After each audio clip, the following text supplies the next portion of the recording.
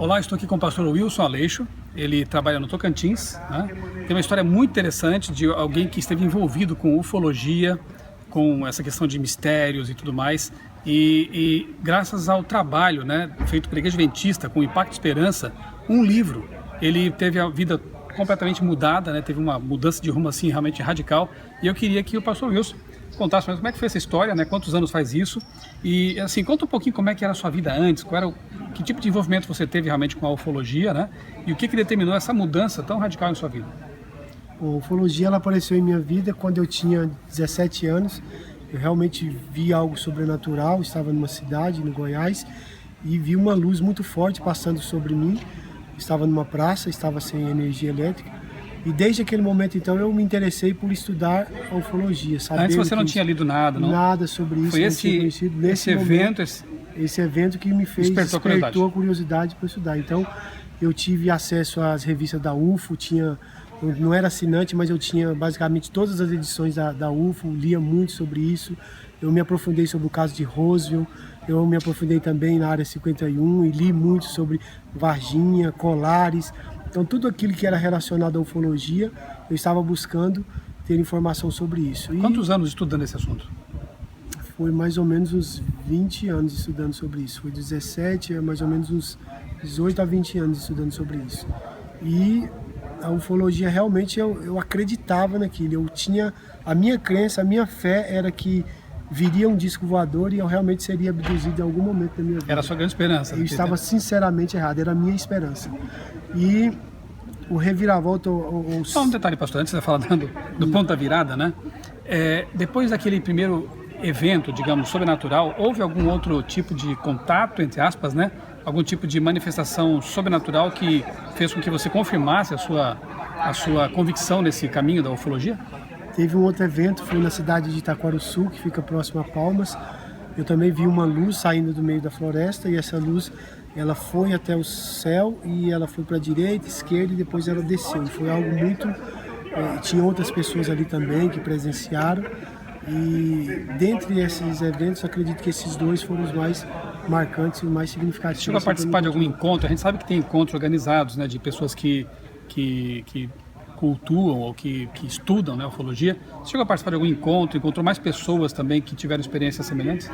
Eu tive um encontro em Palmas, teve um congresso, algo semelhante, que foi onde eu adquiri as revistas da UFO. E também eu vi no jornal uma equipe que estava se formando, então, uma equipe de estudiosos sobre esse assunto. Havia 12 pessoas participando, que eram integrantes, e eu estava também tentando me integrar. E foi bem nesse momento que eu estava tendo contato, tinha ligado para a pessoa ali que estava liderando esse grupo. E aí, então, nesse momento foi que teve a reviravolta. E como foi isso, então? Essa mudança tão grande em sua vida? O ponto da virada, em base, foi um livro que eu recebi. O livro ele se chamava Os 10 Mandamentos, Princípios Divinos para Melhorar Seus Relacionamentos. Foi o primeiro livro missionário, né? Sim, Loron Wade. Praticamente o primeiro livro, né, que a Igreja Adventista distribuiu em massa, né? Exatamente. 10 anos atrás. 10 anos atrás.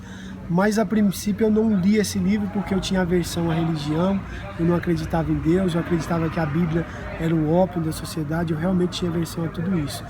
E depois de um tempo eu fazia faculdade de turismo e no meu último ano da faculdade eu tive que fazer uma disciplina porque a universidade que eu estudava, luterana, era confessional, então tinha uma disciplina de religião. E por esse motivo eu tive que fazer essa disciplina. E com isso eu tive acesso à Bíblia para fazer um trabalho da faculdade. Nunca tinha lido antes a Bíblia? Nunca tinha lido a Bíblia antes. E aí quando eu li a Bíblia, para fazer esse trabalho da faculdade, foi feito um sorteio, e ali então foi sorteado para mim ler o livro de Êxodo. E eu li o livro de Êxodo 7 vezes para tentar fazer o trabalho, e ali então eu comecei a ver Êxodo capítulo 20, que ficou bem marcado.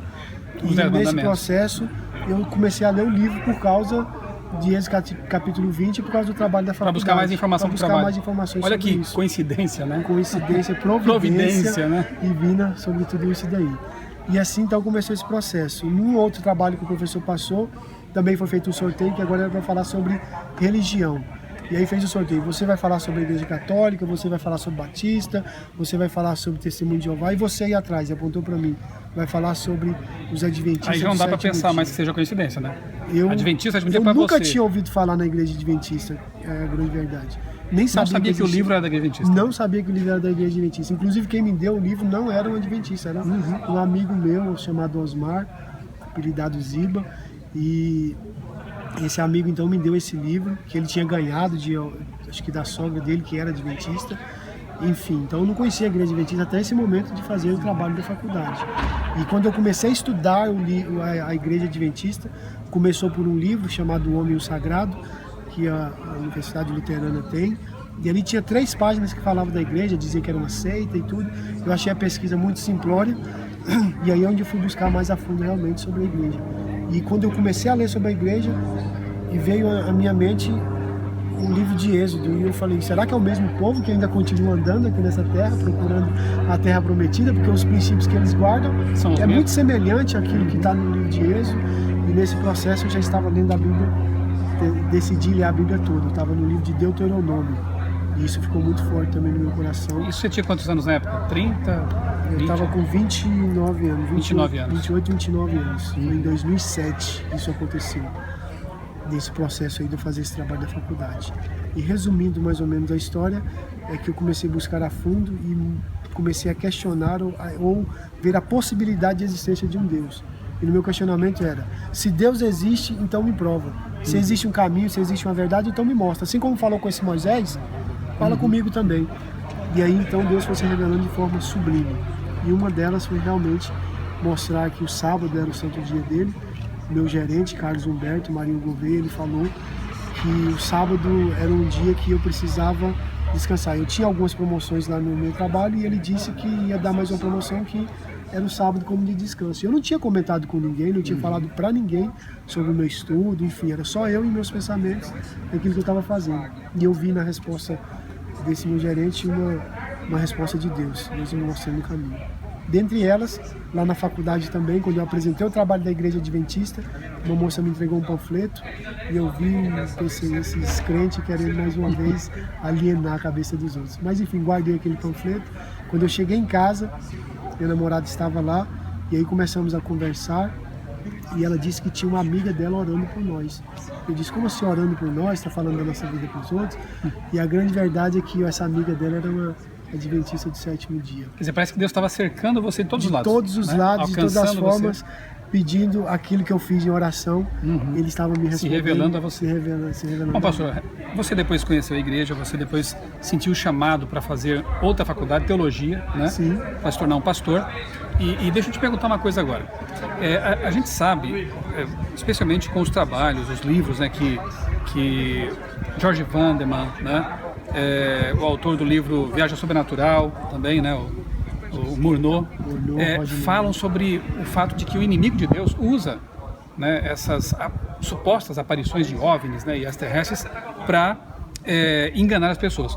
Agora, com essa sua bagagem, né, dos 20 anos de ufologia e o conhecimento de teologia que você tem, como é que você interpreta realmente essa questão dos enganos, dos brinquedos, né, que o George Vanderman dizia que eram os ETs, as naves espaciais, né, os UFOs, eram brinquedos de um anjo caído. Como é que você vê esse tipo de coisa hoje?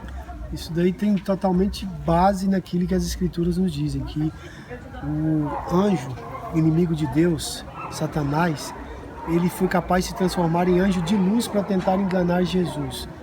E então ele vai se transformar naquilo que nós acreditamos. Então ele vai pegar a filosofia, a ideologia, para alguns mais cultos ele vai se transformar no sofisma, alguma coisa nesse sentido.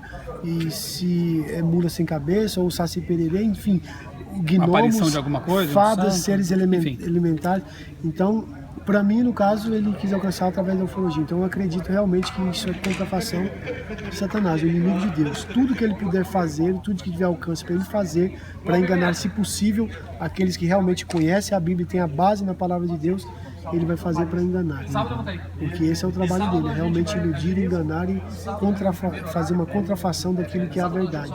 99% de verdade e 1% de mentira continua sendo mentira. E é isso que ele vai fazer com maior intensidade. Interessante é que, como você disse, ser ateu praticamente, não acreditava em Deus, né? E a ufologia, ela consegue justamente, não talvez a ufologia, mas mesmo os estudos assim, mais sérios, né? Como o Grupo 7, né, dos Estados Unidos, que pesquisa sinais de vida inteligente fora da Terra, o Stephen Hawking, né? Carl Sagan morreu na esperança de fazer contato com ETs, né?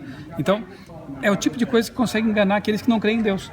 porque eles também têm esperança. Eles também aguardam, como você aguardava alguma coisa, né? Uma esperança de uma vida diferente, de transcender essa realidade. Então é uma forma que o inimigo tem de enganar aqueles que talvez não crescem numa aparição de um santo, de um Messias ou algo assim, né? Com certeza. Então ele realmente usa aquilo que está dentro do âmbito da cosmovisão daquela pessoa. Exato. E isso foi muito forte comigo e eu fui enganado durante muito tempo. Mas, graças a Deus o libertou. A graça de Cristo me alcançou e ele se importa comigo e ele me ama. O que você diria para alguém que está nos assistindo agora, quem sabe que gosta de ler sobre ufologia, sobre essas coisas, quem sabe está envolvido com esse tipo de filosofia e que vai assistir esse vídeo? O que você diria para uma pessoa que está agora envolvida com esse tipo de cosmovisão?